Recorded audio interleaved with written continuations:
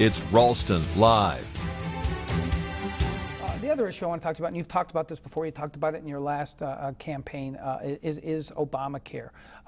The House has voted innumerable times, as you know, the House where you want to go, has voted innumerable times, 4 dozen times or so, to repeal Obamacare. Would you have voted to repeal Obamacare?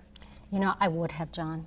And because I did read the bill and I understand that the bill was really not about health care, it was about health insurance, a health insurance card. There were so many things that Obamacare never addressed, and we've seen those. We've seen those over the past 5 years. We've seen them explode as problems that this administration has not dealt with. Well, but insurance is important, right? You're a doctor. There's a lot of uninsured folks, not just in this country, but in Nevada. Are you saying that that's not a noble goal to try to get universal health insurance, or that it's something that should not have been addressed in the way that it was?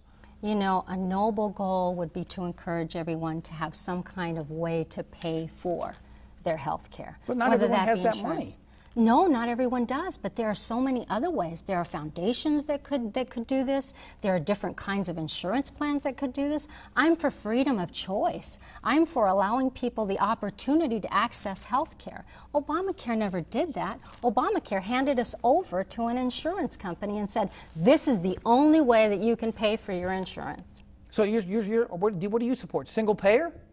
No, I didn't say that I supported things. But I mean, private health insurance, that's how this country is run, is it not? That's the system that exists. Yes, but this is not private health care insurance. Sure it is. This is an insurance plan that is dictated by. Oh, that's the part you don't like. Yes, because insurance is great, but we don't ask you, John, to go out and get insurance for a Maserati if that's not what you have.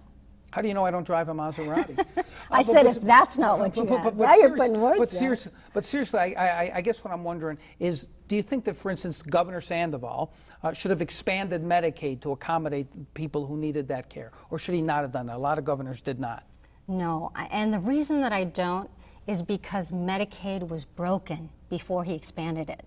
And that's what I would have wanted to solve first. There are a lot of Medicaid patients that are actually being hurt by the fact that this was expanded. And how are they being hurt? Oh, because let's say that you have physicians and they have X amount of slots that are available. Because Medicaid does not pay. It really doesn't reimburse the doctor for all of the services. And therefore, they have a small allotment of area where they can take care of X amount of patients. If you have really sick patients like we used to have, if you have children, if you have women that are pregnant, then those people would have priority because that's how we did our Medicaid before. Now you have other people accessing, so the appointments for the really sick people, the really needy people, are put farther and farther away from each other. We are out of time. I know you're willing to come back for a debate right here on this program, and I hope you will. Thanks for coming on, Dr. Teijeiro. Good luck in the campaign. And you know, I encourage your listeners to please go to AnnetteForCongress.com. Oh my goodness, you're going to put up an 800 number too? No, Thanks for coming on the program. On the next Ralston Live, she's Senator Harry Reid's hand-picked successor.